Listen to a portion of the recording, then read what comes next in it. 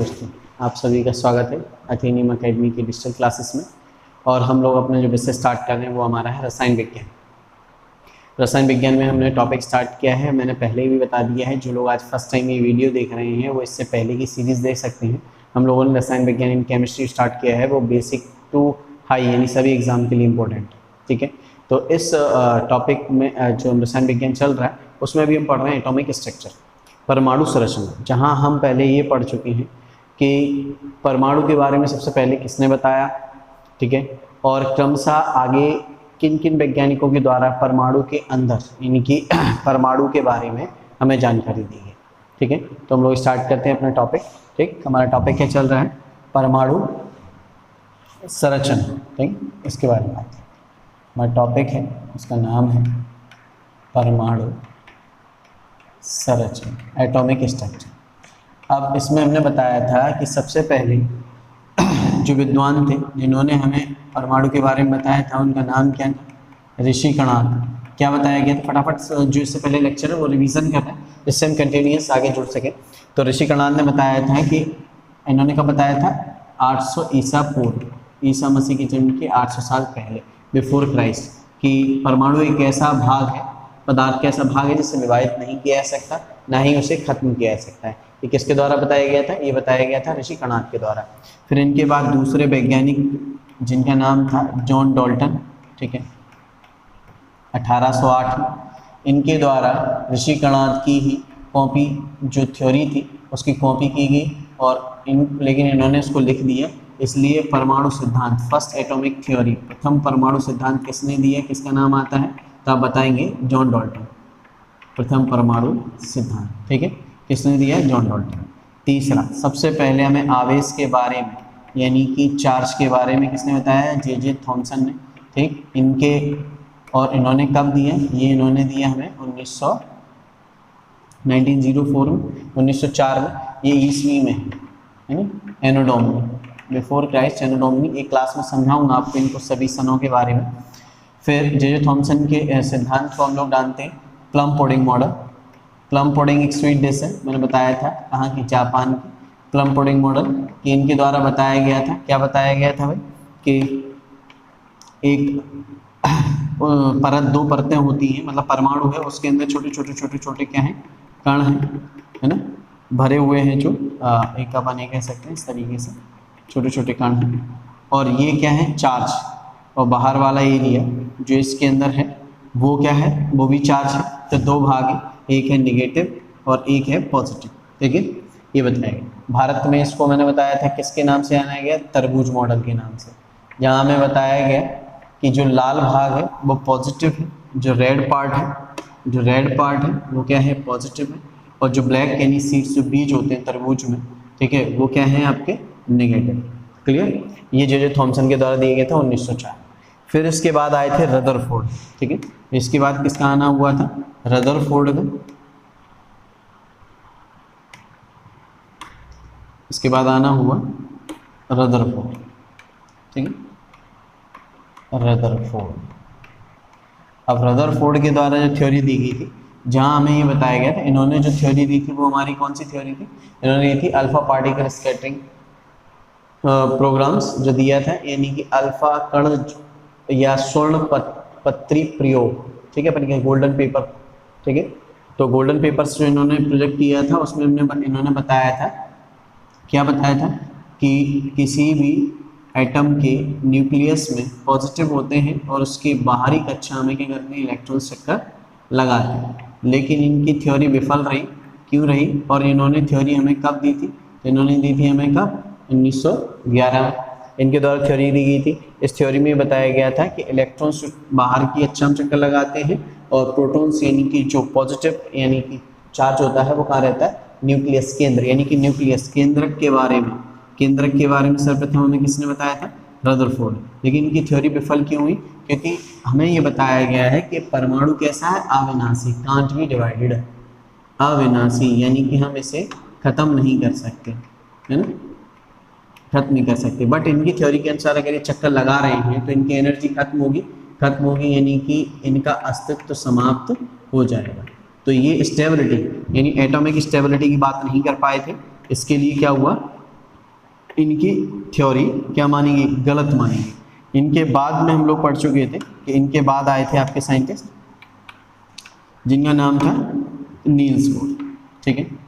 Niels Bohr ने कब, 1913 में हमें एक थ्योरी देखी। और सबसे पहला पॉइंट यहाँ ध्यान रखना है कि नील्स बोर ने हमें किसके बारे में बताया था, कक्षा के बारे में।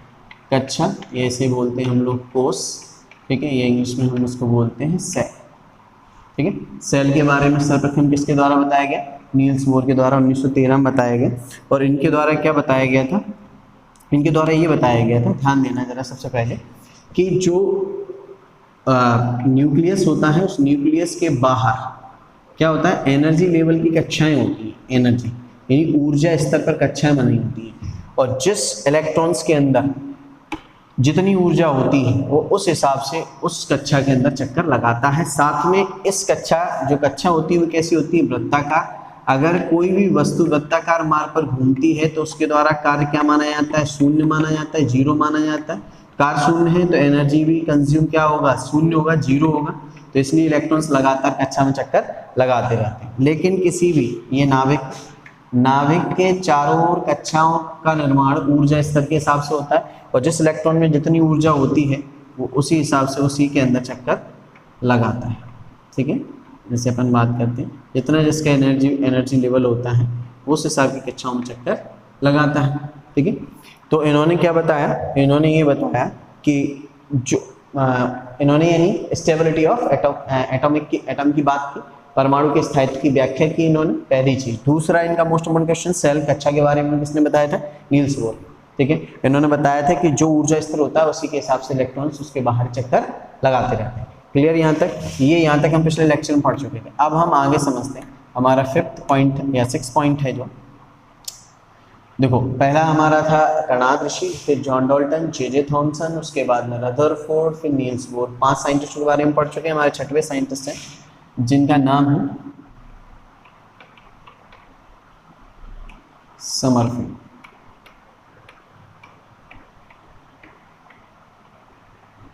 ठीक है, सोमरफील्ड, ठीक।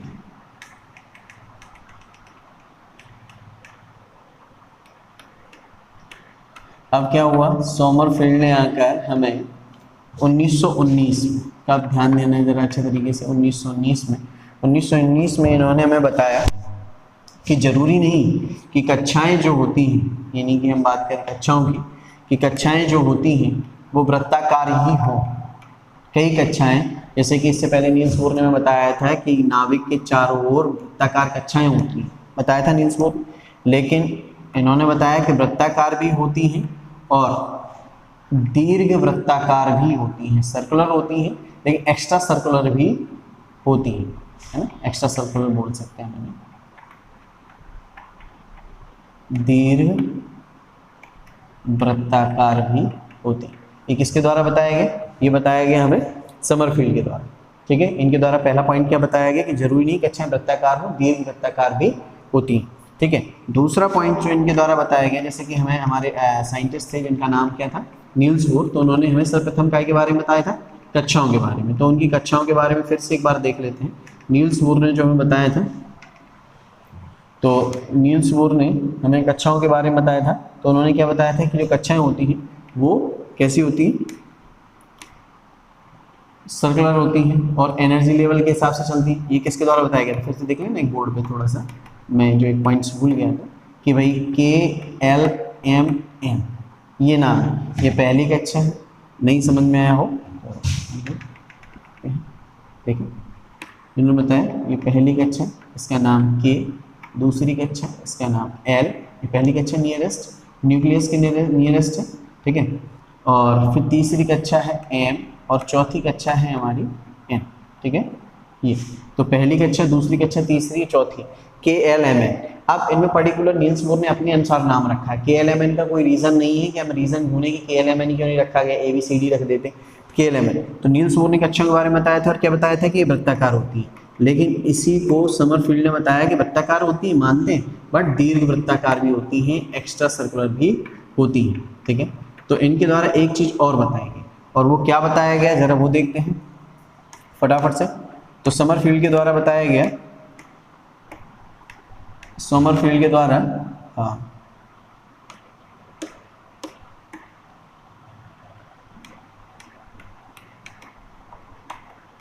ये बताया गया कि वृत्ताकार कक्षाएं होती है और दीर्घवृत्ताकार कक्षाएं होती है।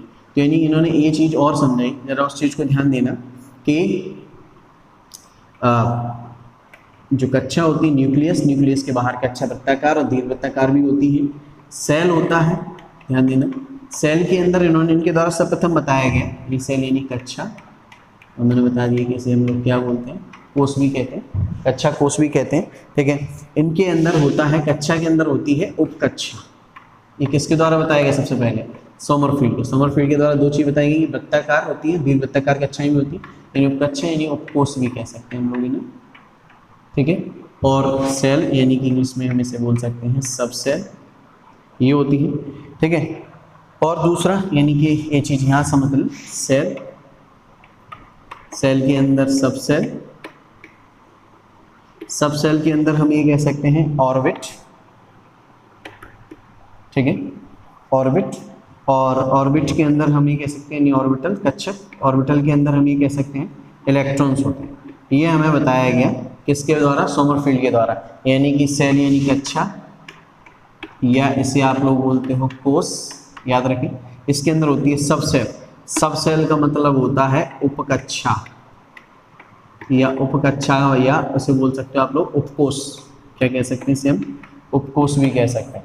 ऑर्बिटल, ऑर्बिटल यानी कक्षक, हिंदी में बोलते हैं इसको कक्षक। और इलेक्ट्रॉन्स, तो एक ऑर्बिटल के अंदर इलेक्ट्रॉनों की संख्या अगर हमसे कोई पूछे तो एक ऑर्बिट में, एक ऑर्बिटल में यानी कक्षक में कितने इलेक्ट्रॉन हो सकते हैं, तो एक ऑर्बिटल में हो सकते हैं 2 इलेक्ट्रॉन्स। कितने भरे जाते हैं, याद रखना, 2 इलेक्ट्रॉन्स भरे जाते हैं एक ऑर्बिटल के अंदर, क्लियर।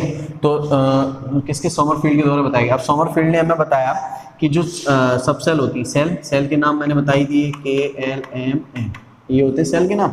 ये किसने बताए थे, नील्स बोर के द्वारा बताए गए।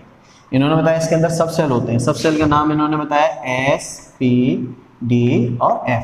अब वही चीज़ नाम करने का साइंटिस्ट ने नाम रख दिया, वो हमने मान लिया। अब क्या रीज़न है उसे नहीं खगोलने जाएंगे, ठीक है। तो SPDF, अब SPDF के अंदर इन्होंने बताया S जो होती है उसके अंदर, ध्यान से समझना इस चीज़ को, कि जो S होता है, S के अंदर होती है एक ऑर्बिटल यानी कि एक कक्षा, ठीक है।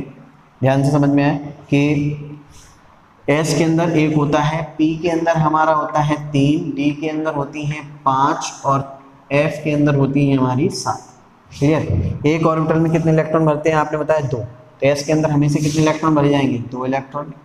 लेकिन यहाँ 3 है, एक में 2 तो 3 बनी 6 इलेक्ट्रॉन। D में कितने भरे जाने, 10 इलेक्ट्रॉन, क्योंकि भाई 5 कक्षक है, 5 कक्षक है, एक कक्षक में, एक ऑर्बिटल में कितने, 2 इलेक्ट्रॉन भरते हैं, 5 में तो बनेंगे 10 और 7 में कितने बनेंगे, 14 इलेक्ट्रॉन्स। ये नोट डाउन कर लेना, ध्यान से समझ में आया हो इतना, ठीक है। अब बात करते हैं, ये अपन स्क्रीनशॉट ले सकते हैं, ठीक है। कुछ जो चीज़ क्लियर ना हो वो कमेंट में लिखो, अगली क्लास में सॉल्व होंगी सारी चीज़ें।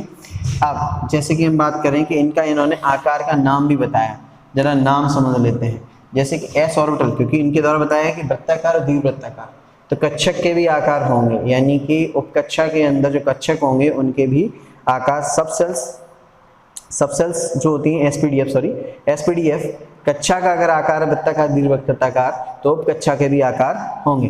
तो इसको S को बताया इन्होंने स्फेरिकल, स्फेरिकल यानी कि हम इसे कह सकते हैं, कलर नहीं दिखाई दे रहा होगा, गोलाकार, ठीक है। P का क्या होता है, shape, dumbbell type, dumbbell, body building के डंबल देखिए, ठीक, बिल्कुल उसी तरीके से। D का होता है डबल डंबल, और F का होता है कॉम्प्लेक्स फॉर्म, जटिल, याद रखें, जटिल, ठीक है। अपन ये कैसे, तो ये कक्षाओं की क्या बताएंगे, उपकक्षाओं की हमें आकृति बताएंगे, कक्षाओं की नहीं, उपकक्षाओं की। कक्षाओं की तो एक ही आकृति 2 प्रकार की बताएगी, वृत्ताकार और दीर्घवृत्ताकार। समझ में आएगा आई होप ये सारी चीजें, ठीक है। तो ये सोमरफील्ड के द्वारा हमें बताएंगे, ठीक है। इसके बाद देखो, सबसे पहली चीज इलेक्ट्रॉनिक विन्यास के बारे में इनके द्वारा नहीं बताया गया। इलेक्ट्रॉनिक्स विन्यास के बारे में सर्वप्रथम बोर-वरी के द्वारा बताया गया। इनके द्वारा सर्वप्रथम उपकक्षा के अंदर ऑर्बिटल्स, उपकक्षा के अंदर ऑर्बिटल होते हैं, ऑर्बिटल के अंदर 2 इलेक्ट्रॉन होते हैं, यहाँ तक बताया गया। देखो सबसे पहले कक्षा के बारे में किसने बताया, नील्स बोर ने। उप कक्षा के बारे में सोमरफील्ड ने, और सोमरफील्ड ने ही बताया है कि उप कक्षा के अंदर क्या होता है, उप कक्षा के अंदर होते हैं कक्षक, और कक्षक के अंदर क्या होता है, इलेक्ट्रॉन। ये 2 इलेक्ट्रॉन से मिलकर एक बनती है कक्षक, और एक कक्षक से उल्टा पढ़ते हैं, और एक कक्षक से मिलकर क्या बनती है, उपकक्षा, और उपकक्षा से मिलकर क्या बनती है, कक्षा। क्लियर क्लास, ठीक है। अब इसके बाद आगे देखते हैं, आप स्क्रीनशॉट लेना चाहते हैं ले सकते। अगला देखिए, फिर हम लोग बात करते हैं नेक्स्ट पॉइंट पे। तो एक जस्ट एक पहले इसको देख लेते हैं जो बताया गया कि जैसे अपना एक न्यूक्लियस है, ठीक है, और नील्स बोर के द्वारा बताया गया है कि एनर्जी स्टेट के हिसाब से क्या बनती है भाई, कक्षाएं, एनर्जी स्टेट के हिसाब से, ठीक है। तो चलो हम देख लेते हैं कि क्या नाम रखे गए।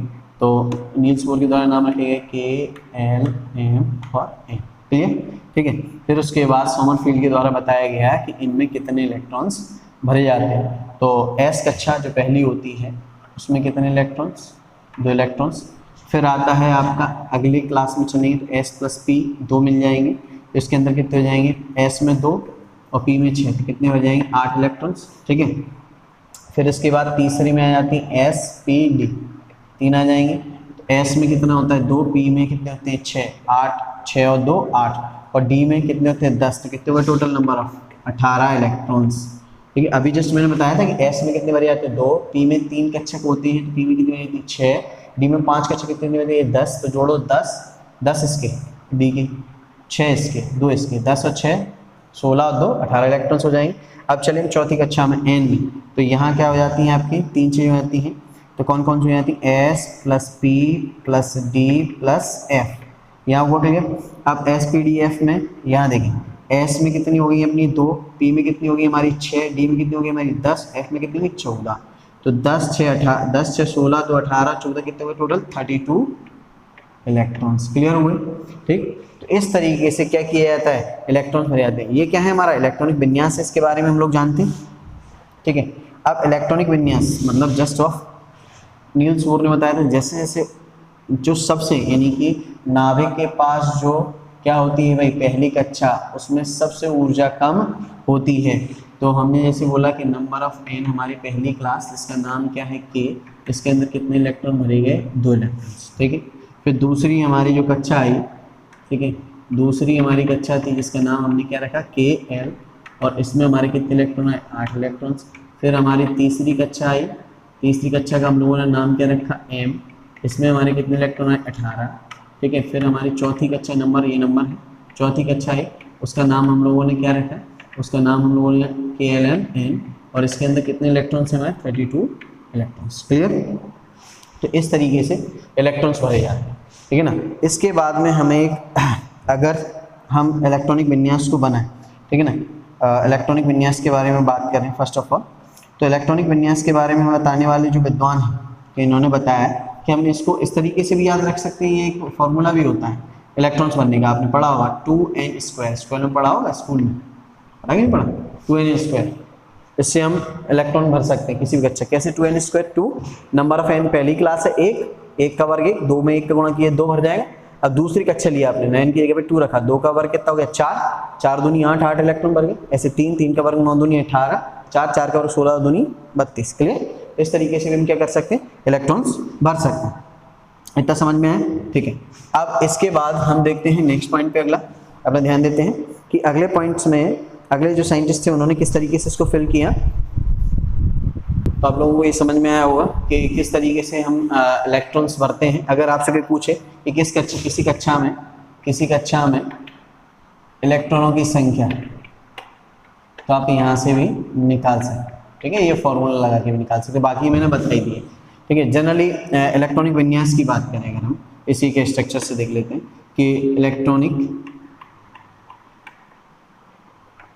डिस्ट्रीब्यूशंस या इलेक्ट्रॉनिक विन्यास की बात करें, ठीक है, इलेक्ट्रॉनिक विन्यास तो क्या होता है किस तरीके से।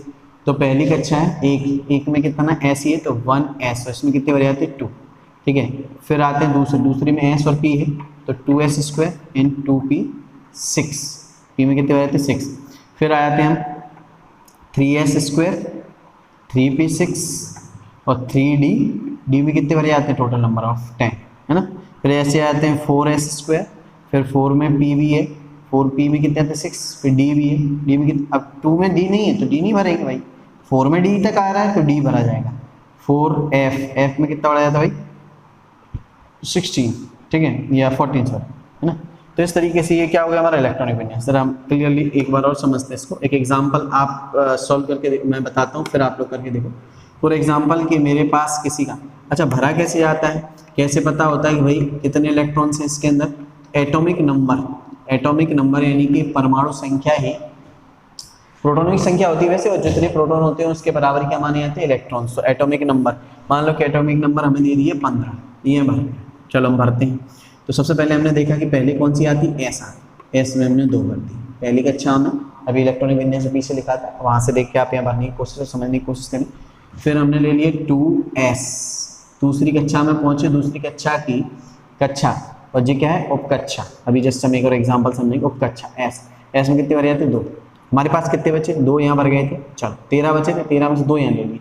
अब 2 के साथ एक दूसरी वाली कक्षा में एक और उपकक्षा होती है पी में कितने भर जाते हैं 6, क्लियर यहाँ तक। चलिए अब हम पहुंचे तीसरी कक्षा में, तीसरी में पहले मिलता है एस उपकक्षा मिलती है, एस में कितने भर जाएंगे 2, तो यहाँ 2 हो गए, 2 4 4 6 10 तो यहाँ तो हो गया 12, यहाँ हो गया अपने पास। अब कितने बचे, अब आएगी तीसरी कक्षा ही है लेकिन उसकी उपकक्षा पी, इसमें चाहिए होते 6 लेकिन बच्चे तो हमारे पास रिमेनिंग 3, तो इस तरीके से इलेक्ट्रॉनिक विन्यास भर जाएगा। समझ में आया, क्लियर हुआ।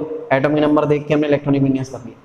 हालांकि यहाँ कुछ एक चेंजिंग होती है, वो भी हम लोग समझेंगे कि क्या चेंजिंग होती है, किस तरीके से चेंजिंग होती है। तो जनरली देखते हैं हम लोग कि क्या चेंजिंग होती है। फटाफट से एक एग्जांपल देख लेते हैं। अब आप लोग जरा एक एटॉमिक नंबर दे रहा हूँ मैं, इसे सॉल्व करके देखो। एटॉमिक नंबर मैं दे रहा हूँ 40, इसे भरा कोशिश करें, नहीं आएगा मैं फिर बताता हूँ। तो देखो लिखो फटाफट, फ्यू सेकंड लगने चाहिए। देखो first s², 2s², 2p6, 3s² और 3p², क्यों भाई 14 है ना हमारे पास, तो इस तरीके से भर गया। अब समझ में आया, ठीक है। और जबकि 3s इन 4d का एक रूल रहता है, उसको 3d और 4s का एक रूल रहता है, उसको भी समझेंगे, सारी चीज़ क्लियर करेंगे। जनरली हम लोगों ने इलेक्ट्रॉनिक विन्यास अपन ये कह सकते हैं बनाना सीखा, ठीक है। फिर एक और एग्जांपल लेते हैं आप लोग, ठीक है। जैसे इसको ज़रा क्लियर करो तो सारी चीज़ समझ में आएंगी आपको। क्वेश्चन समझना ज़रूरी है भाई, और जो एग्जांपल एग्जाम के लिए मोस्ट इम्पोर्टेंट। जैसे मैंने आपसे बोल दिया कि एक एग्जांपल है 3p, ठीक है। उस एग्जांपल में आपको मुझे ये सारी चीज़ें बतानी है, ठीक है।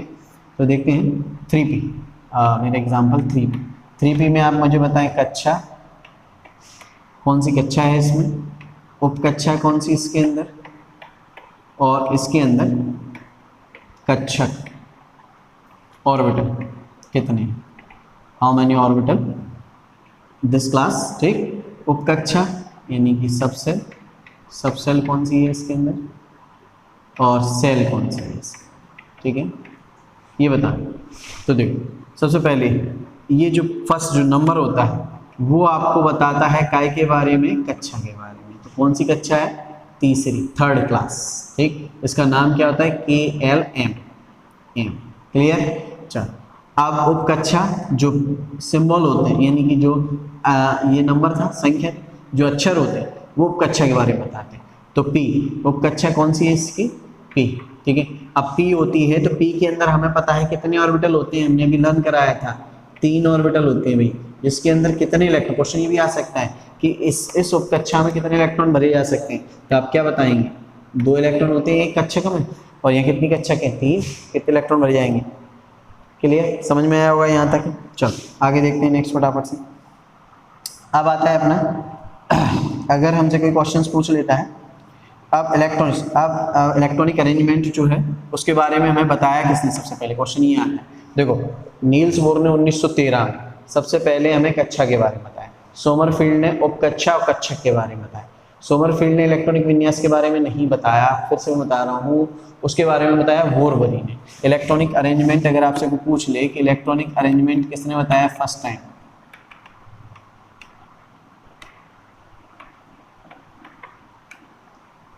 यानी कि इलेक्ट्रॉनिक, इसको हम लोग बोलते हैं इलेक्ट्रॉनिक विन्यास, ठीक, ये समझ लेते हैं।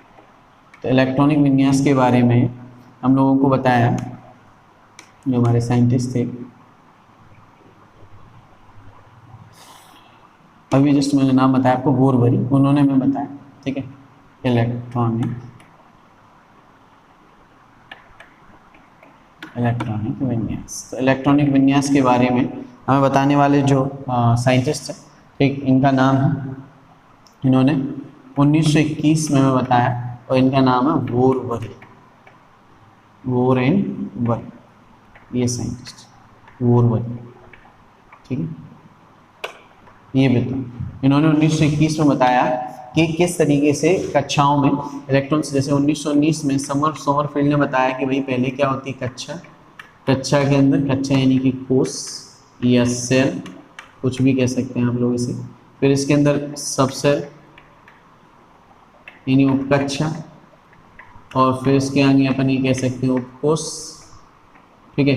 और उपकोष के अंदर क्या होता है, ऑर्बिटल यानी कक्षक, और कक्षक के अंदर क्या भरा होता है, इलेक्ट्रॉन्स।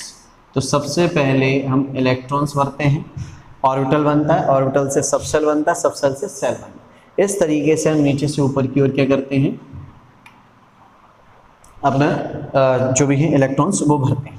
क्लियर यहाँ तक, ठीक है। तो बोरबरी ने 1921 में हमें सर्वप्रथम इलेक्ट्रॉनिक विन्यास के बारे में बताया था। इन्होंने ये बताया था, जैसे नील्स बोर ने बताया था कि सबसे जो न्यूक्लियस यानी केंद्र के पास जो कक्षा होगी उसकी एनर्जी लेवल क्या होगा, सबसे कम होगा। ठीक उसी तरीके से इन्होंने बताया था कि जो सबसे पास होगी उसमें एनर्जी जो कम ऊर्जा वाले होंगे वो इलेक्ट्रॉन भरे होंगे, फिर जो दूर होगी नाभिक से जैसे जैसे कक्षा बढ़ती जाती है उसकी एनर्जी स्टेट, ऊर्जा स्तर बढ़ता चला जाता है। ठीक है, तो उसके ये इन्होंने कहाँ कंफर्म किया हमें, इलेक्ट्रॉनिक विन्यास के अंदर। क्लियर, ठीक है। अब इनके बाद में आया जो साइंटिस्ट थे उनका आना हुआ ड्यूल नेचर, जो साइंटिस्ट थे, क्या नाम है अपना, अच्छा जो मैं भी बता रहा था वो पहले समझ लो। जैसे मान लो जनरल जो चीज़ मैं बता रहा हूँ बार बार, शायद दिमाग में किसी की ना जा रही हो, तो जो K है, L है, M है, N, तो K में ऊर्जा सबसे कम होगी क्योंकि वो केंद्रक के सबसे पास है, ये नील्स बोर ने बताया था। फिर L में उससे ज़्यादा, फिर M में उससे ज़्यादा, और N में उससे भी ज़्यादा, सबसे ज़्यादा N में होगी। अपन इस डायग्राम से समझ लेते हैं। क्लियर, कौन सा एरो बड़ा है, लास्ट वाला, तो इसकी ऊर्जा ज़्यादा होगी। क्लियर यहाँ तक। चलो अब आगे देखो, 1924 में विद्वान आए जिनका नाम था डी ब्रोगली। इनके बारे में तो सभी ने सुना होगा, डी ब्रोगली। ठीक है, इन्होंने बताया किसके बारे में, इन्होंने बताया इलेक्ट्रॉन्स का ड्यूल नेचर, इलेक्ट्रॉन्स का ड्यूल नेचर, ड्यूल नेचर यानी कि इलेक्ट्रॉन का द्वैत प्रकृति, इलेक्ट्रॉन्स की द्वैत प्रकृति। क्या बताया इन्होंने कि इलेक्ट्रॉन्स जो होते हैं वो कण के रूप में भी होते हैं और तरंग के रूप में भी। अभी हम लोग कण के रूप में ही समझ रहे थे, ऋषि कणाद के द्वारा बताया गया था पार्टिकल्स के फॉर्म में, उसी को लेकर चल रहे थे। लेकिन यहाँ से स्टार्टअप हुआ कि इलेक्ट्रॉन्स तरंग के रूप में भी गति करते हैं। यहाँ तक क्लियर हुआ, ये 1924 में आए। इनके बाद आते 1926 में एक विद्वान का आना हुआ जिनका नाम था, 1926 में इनका नाम था श्रोडिंगर। श्रोडिंगर, ठीक है। ये इसलिए जाने जाते हैं, सबसे ज़्यादा हमें ध्यान देना है कि जिस तरीके से आपसे पूछा जाए फर्स्ट एटॉमिक थ्योरी किसने दी, तो फर्स्ट एटॉमिक थ्योरी किसने दी थी, जॉन डाल्टन। ठीक, यहाँ आपसे बोल दिया जाए न्यू मॉडर्न एटॉमिक थ्योरी, या आपसे बोल दिया जाए मॉडर्न एटॉमिक मॉडल, यह थ्योरी किसके द्वारा दिया गया, तो हम ये कह सकते हैं आधुनिक परमाणु सिद्धांत, आधुनिक परमाणु सिद्धांत। तो आधुनिक परमाणु सिद्धांत जो दिया गया था वो आधुनिक परमाणु सिद्धांत श्रोडिंगर के द्वारा दिया गया था। और इसका आधार क्या था भाई, तो इसका बेस ये था कि तरंग, जो भी इलेक्ट्रॉन्स होते हैं वो काय के रूप में गति करते हैं, वो तरंग के रूप में गति करते हैं। क्लियर, यहाँ तक समझ में आ गया। फिर इसके बाद में एक साइंटिस्ट आए, ये समझ में आया, श्रोडिंगर ने मॉडर्न एटॉमिक थ्योरी दी। इन्होंने बताया इलेक्ट्रॉन तरंग के रूप में कार्य करता है। फर्स्ट एटॉमिक थ्योरी ये दी गई थी कि जो इलेक्ट्रॉन्स होते हैं वो कण के रूप में पदार्थ के अंदर पाए जाते हैं। क्लियर, आगे देखते हैं। नेक्स्ट हमारे जो विद्वान हुए उनका आना हुआ, तो उन्होंने क्या बताया, जस्ट देखते हैं। 1927-1928 में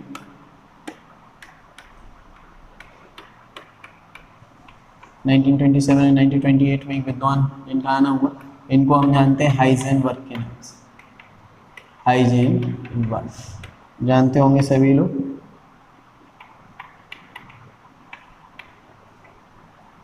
हाइजेनबर्ग जो विद्वान थे, ठीक है, इन्होंने क्या है कि एट द सेम टाइम, अब एक सिंपल सी चीज इनके सिद्धांत के बारे में। नॉर्मल चीज है कि अगर कोई दौड़ रहा है तो आप दौड़ने के साथ में उसकी स्थिति, कोई लड़का दौड़ रहा है मैदान में, स्थिति कि नहीं वो यहाँ पर, और साथ में उसकी स्पीड, दोनों एक साथ बता सकते हो नहीं। अगर आप स्पीड बताने जाओगे तो स्थितियाँ बदलेंगी, और स्थिति बताने जाओगे तो स्पीड बदलेगी। क्लियर है? तो दोनों चीज़ एक साथ, यानी किसी भी परमाणु के अंदर इलेक्ट्रॉन जो चक्कर लगा रहे हैं उनकी स्थिति और उनकी स्पीड एक साथ मेजरमेंट नहीं की जा सकती, इसलिए इसे बोला गया हाइजेनबर्ग का अनिश्चितता का सिद्धांत। अनिश्चित है ये चीज़ कि एक साथ दोनों चीज़ एट द सेम टाइम, हम इन दोनों चीज़ों के बारे में पता नहीं लगा सकते। किस चीज़ के बारे में पता नहीं लगा सकते? तो सिंपल सी चीज़ है कि हम लोग इस चीज़ के बारे में पता नहीं लगा सकते कि एटम का मोमेंटम और लोकेशन एक साथ पता लगाई जा सके, यानी इलेक्ट्रॉन्स के संवेग और स्थिति, लोकेशन, मोमेंटम और लोकेशन एक साथ इसका पता नहीं लगा सकते इलेक्ट्रॉन्स के बारे में जब वो चक्कर लगा रहा हो। तो ये सिद्धांत हाइजेनबर्ग का अनिश्चितता का सिद्धांत बताया गया। क्लियर है यहाँ तक सभी को? ठीक है। फिर इसके बाद में फिर अगले जो इसके बारे में चर्चा की गई वो ये की गई कि हाइजेनबर्ग के अनिश्चितता के सिद्धांत के बाद इसी सिद्धांत ड्यूल नेचर कारण ही अपन इसको बोल सकते हैं कि नॉन डिटर्मिनेशन प्रिंसिपल के नाम से भी जानते हैं। इसको किसके नाम से जानते हैं कि एक साथ इन चीज़ों के बारे में नहीं पता लगाया जा सकता, तो निश्चितता या dual nature non determination principle के नाम से जाना।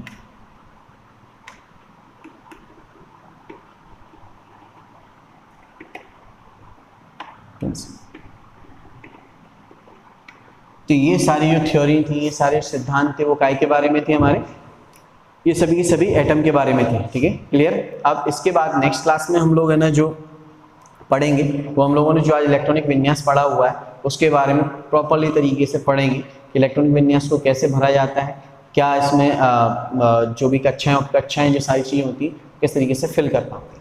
ये सारे रूल्स थे एटॉमिक स्ट्रक्चर के बारे में। आई होप ये समझ में आए होंगे आपको। ठीक है, मिलते हैं हम लोग नेक्स्ट क्लास में।